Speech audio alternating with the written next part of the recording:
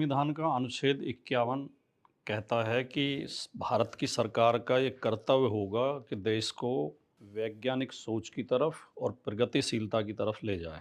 देश में वैज्ञानिक सोच पैदा करना और प्रगतिशीलता की ओर अग्रसर करना समाज को, ये भारत की सरकार की जिम्मेदारी होगी। लेकिन आज वर्तमान दौर में 2014 के बाद हम क्या देख रहे हैं कि सरकार के मंत्री, सरकार के निर्वाचित प्रतिनिधि और सरकार से जुड़े संगठन सबसे ज़्यादा अंधविश्वास फैलाने में, अफवाहें फैलाने में, ज्ञान विज्ञान विरोधी बातें फैलाने में और तर्कहीन बातें फैलाने में, जिनके कोई तर्क नहीं होता, सबसे आगे रहते हैं। अभी हाल की घटना है, 23 अगस्त को अंतर्राष्ट्रीय अंतरिक्ष दिवस था। अनुराग ठाकुर जो बीजेपी के सीनियर नेताओं में गिने जाते हैं, पहले मंत्री भी थे केंद्र में, गोली मारों के लिए बदनाम थे, वो अंतरिक्ष दिवस के अवसर पर हिमाचल प्रदेश के एक जवाहर नवोदय विद्यालय में छात्रों से बात कर रहे थे। आपने वो वीडियो देखी होगी, काफ़ी चर्चित रही है सोशल मीडिया पर भी, और मुख्य मीडिया ने तो आजकल ये चीज़ें दिखानी बंद कर दी हैं। तो बच्चों से पूछ रहे थे कि पहला अंतरिक्ष यात्री कौन था, दुनिया का पहला अंतरिक्ष यात्री कौन था। तो एक बच्चे ने जवाब दिया कि नील आर्मस्ट्रांग। हालांकि ये जवाब गलत था। नील आर्मस्ट्रांग चांद पर जाने वाले पहले आदमी थे। अंतरिक्ष में जाने वाले यूरी गागरिन थे, जो रूस के नागरिक थे, रूसी वैज्ञानिक थे। तो लेकिन बच्चे ने कोशिश तो की, वो थोड़ा कंफ्यूज हो गया, उसने चांद पे पहली बार जाने वाले आदमी का नाम बता दिया, नील आर्मस्ट्रांग। वो थोड़ा ही गलत था। तो अनुराग ठाकुर को अगर जानकारी थी तो उसे सही जानकारी देते, बताते कि नहीं यूरी गागरिन था, या उनके टीचर बताते। लेकिन अनुराग ठाकुर कह रहे हैं गलत जवाब। अंतरिक्ष में जाने वाला पहला व्यक्ति हनुमान थे। अंतरिक्ष में यात्रा करने वाला पहला कौन था?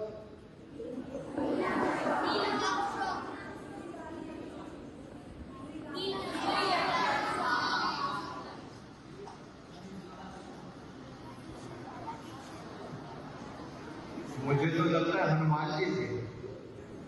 और ये अनुराग ठाकुर ने ये भी कहा कि अंग्रेज़ों ने हमें गलत सिखाया, अंग्रेज हमें गलत बताते हैं कि नील आर्मस्ट्रांग गए थे।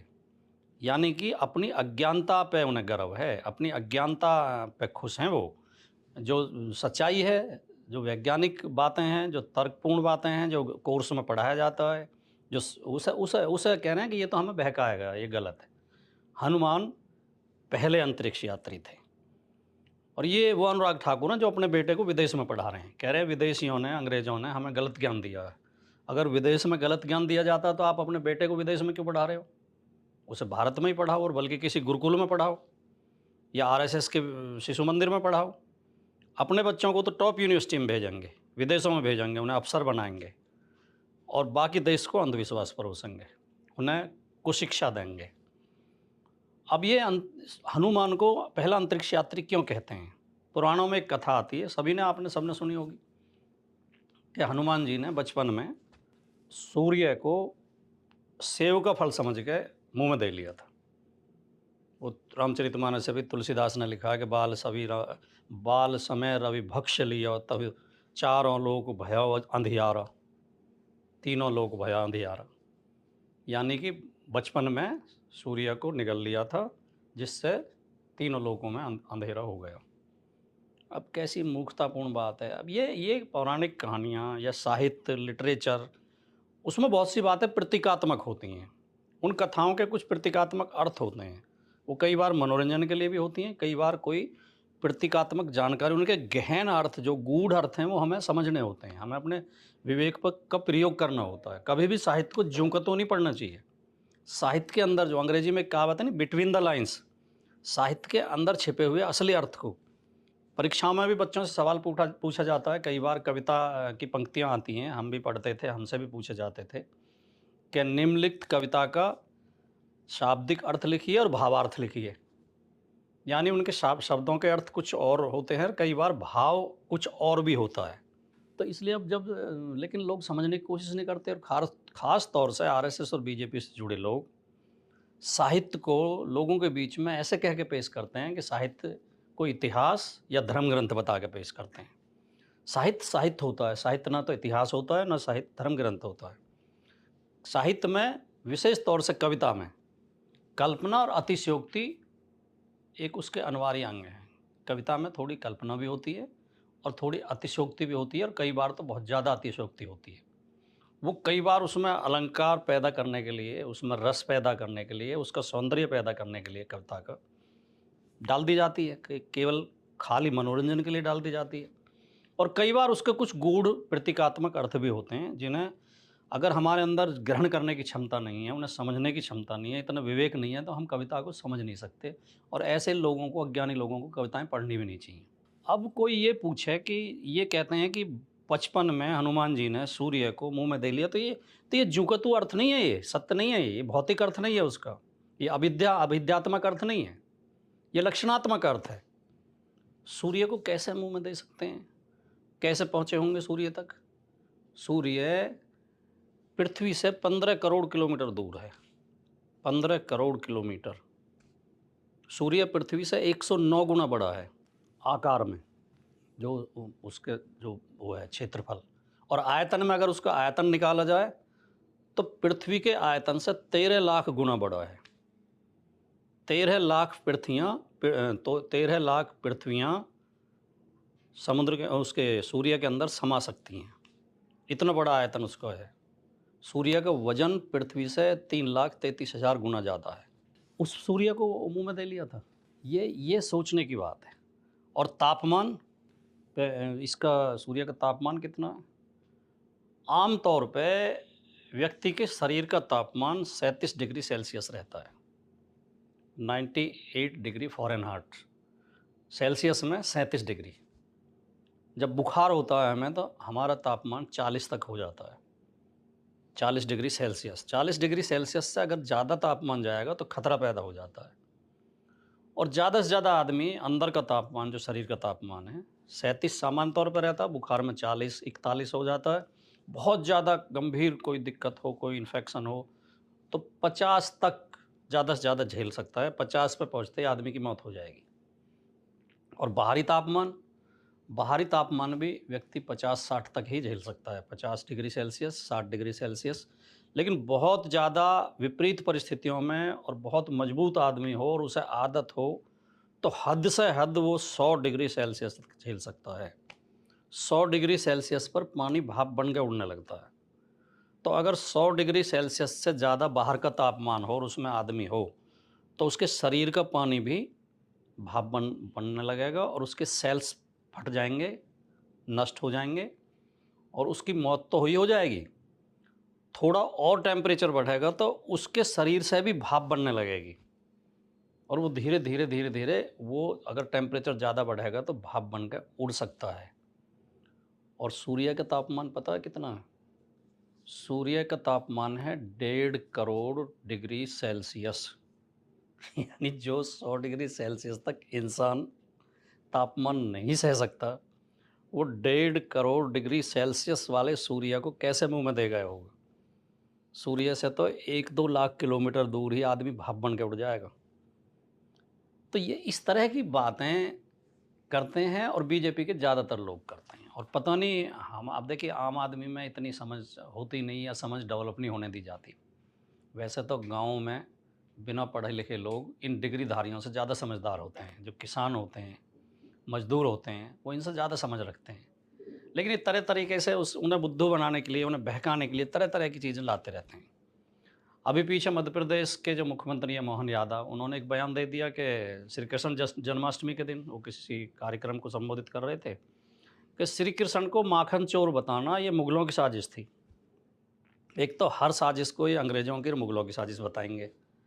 भारत में जातिवाद भी इन्होंने ही पैदा किया, भारत में पर्दा प्रथा भी इन्होंने ही पैदा किया, भारत में छुआछूत भी इन्होंने ही पैदा की। फिर महाभारत में एकलव्य का अंगूठा क्यों काटा गया था? अगर मुग़ल तो आए कल परसों 1526 में। और फिर जो है रामायण में शंभू की गर्दन क्यों काटी गई थी अगर जाति नहीं थी तो? फिर मनुस्मृति कब लिखी गई जिसमें वर्ण व्यवस्था लिखी हुई है? द्रोणाचार्य ने एकलव्य को शिक्षा देने से क्यों मना कर दिया था? केवल उसकी जाति के कारण। और ये लोग उन लोगों को बहकाएंगे कि जातियां तो मुग़लों ने और अंग्रेज़ों ने बनाई हैं। एक और त्रिपुरा के पहले सीएम रहे, वो विप्लव देव, वो भी ये अज्ञान में और मूर्खता में कंपटीशन करते हैं, बहुत आगे हैं। वो एक बार भाषण में कह रहे थे कि महाभारत के समय भारत में इंटरनेट था, इंटरनेट की सुविधा थी महाभारत के समय। देश वो देश है जिसमें महाभारत में संजय ने बैठ के धृतराष्ट्र को युद्ध में क्या हो रहा था बोल रहा था। तो इसका मतलब क्या है? टेक्नोलॉजी था, इंटरनेट था, सैटेलाइट थी।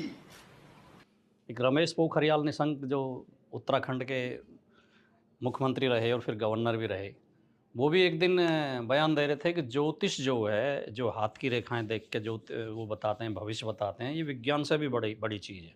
ये सारे स्कूल कॉलेजों में पढ़ाई जानी चाहिए। उत्तर प्रदेश के पूर्व मुख्यमंत्री हैं दिनेश शर्मा, उन्होंने एक बार बयान दिया था कि सीता टेस्ट ट्यूब बेबी थी। एक बार मध्य प्रदेश में ओले पड़ गए थे, तो मध्य प्रदेश के कृषि मंत्री से किसान मिलने गए, बीजेपी के सरकार में कृषि मंत्री से, कि जी ओले पड़ गए, फसल नष्ट होगी। तो उन्होंने सुझाव दिया खेतों में हनुमान चालीसा गाया करो, ओले नहीं पड़ेंगे। एक बार हमारे मुख्यमंत्री भी, उत्तर प्रदेश के मुख्यमंत्री योगी आदित्यनाथ जी मथुरा गए थे, तो मथुरा के दुकानदारों ने उनसे शिकायत की, जी बंदर बहुत परेशान करते हैं, सामान लेके भाग जाते हैं, जो पर्यटक आते हैं उनका चश्मा छीन के भाग जाते हैं, मोबाइल छीन के भाग जाते हैं, बैग छीन के भाग जाते हैं। तो योगी आदित्यनाथ जी ने भी ये सुझाव दिया था। कोई ये तरीका नहीं बताया कि मैं प्रशासन को निर्देश दूंगा, कुछ इंतजाम करेंगे बंदरों के लिए, आपको खतरा ना हो, आपको परेशानी ना हो, कुछ ऐसा इंतजाम कर, नहीं नहीं, बोले हनुमान चालीसा गाया करो, हनुमान चालीसा गाओगे तो बंदर परेशान ही नहीं करेंगे। ये इनकी हालत है। गुजरात के पाठ्यक्रम में बीजेपी सरकार ने, गुजरात के सिलेबस में, स्कूल कॉलेजों में ये बात शामिल की, ये पढ़ाया जा रहा बच्चों को कि गांधारी के जो 100 बेटे थे, जो कौरव थे, दुर्योधन और उनके 99 भाई, वो स्टीम सेल तकनीक से पैदा हुए थे। स्टीम सेल टेक्निक तब आ गई थी इंडिया में।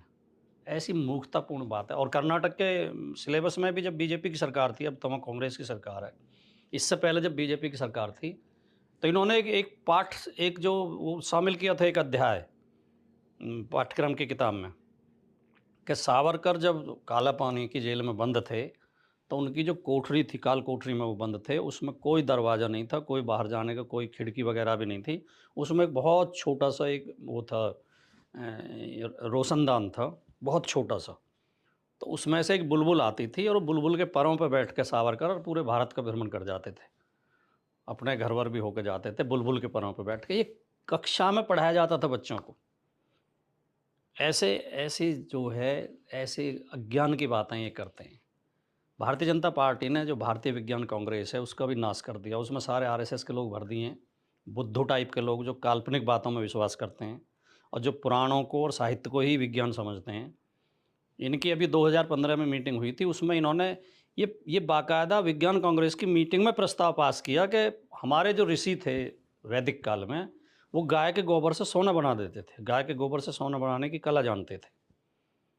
और एक बात उसमें और भी कही गई थी उस विज्ञान कांग्रेस की मीटिंग में, कि हवाई जहाज़ और 40 इंजन का अंतरिक्ष यान हमारे पास मौजूद था वैदिक काल में। हमारे पास हवाई जहाज़ भी थे और 40 इंजन जिसमें थे उसका अंतरिक्ष यान मौजूद था। देश के जो टॉप 107 वैज्ञानिक हैं, उन्होंने बाकायदा पत्र लिख के इसका विरोध किया, सरकार को पत्र लिखा कि आप भारतीय विज्ञान कांग्रेस की मीटिंग में ऐसी बातें करेंगे तो विज्ञान को आप नष्ट कर देंगे, बच्चों के ज्ञान को नष्ट कर देंगे। तो ये स्थिति इनकी है कि इनका प्रवक्ता है, जो आजकल तो टीवी पर नहीं आता है, पहले बहुत आता था, अब सांसद भी हो गया है, संबित पात्रा। वो एक बार डिबेट में कह रहा था कि गाय का गोबर कोहिनूर से भी ज़्यादा कीमती होता है। ये इनका ज्ञान है। एक एंकर हैं इनके ही, जो गोदी एंकर हैं, वो आरएसएस की पृष्ठभूमि से ही आते हैं। मैं नाम लेना ठीक नहीं समझता क्योंकि वो राजनीतिक व्यक्ति नहीं है, राजनीतिक व्यक्ति का तो नाम लिया जा सकता है। वो एंकर मेरे साथ ही एक बार डिबेट में ये दावा कर रहे थे कि जो राम मंदिर जाएगा उसे अस्पताल जाने की ज़रूरत ही नहीं पड़ेगी। और अंत में हमारे प्रधानमंत्री, हमारे महामानव, जो कि नॉन बायोलॉजिकल हैं, जो बाकी मनुष्यों की तरह पैदा नहीं हुए हैं, उन्होंने अपने भाषण में कहा था कि इंडिया की या दुनिया की पहली सर्जरी जो थी, वो गणेश के सिर की जगह हाथी का सिर लगाना था। वो लगा के जो सर्जरी की गई थी, वो दुनिया की पहली सर्जरी थी। पहले सर्जन इंडिया में ही पैदा हुए। तो ऐसी जो अज्ञान की बातें और ऐसी बेसिर पैर की बातें जो भारतीय जनता पार्टी के नेता और आरएसएस के नेता फैलाते हैं और कुछ पत्रकार उनकी मदद करते हैं, ये भारत के संविधान का उल्लंघन है और भारत के संविधान का अपमान है और ये भारत को गड्ढे में ले जाने का षड्यंत्र है। ये नौजवान पीढ़ी को अज्ञानी और अंधविश्वासी बनाने का षड्यंत्र है। और ये लोग चाहते हैं कि लोग ज्ञानवान ना बने, क्योंकि ज्ञानवान व्यक्ति सवाल करता है, तर्क करता है और अपने अधिकार मांगता है। लेकिन मैं आपसे अपील करना चाहता हूँ इस वीडियो के माध्यम से कि आप इनके झांसे में ना आएँ, इनकी मूर्खतापूर्ण बातों में ना आएँ, ज्ञान विज्ञान की तरफ बढ़ो। ज्ञान विज्ञान ही हमारी प्रगति का रास्ता खोल सकता है। नमस्कार, जय हिंद।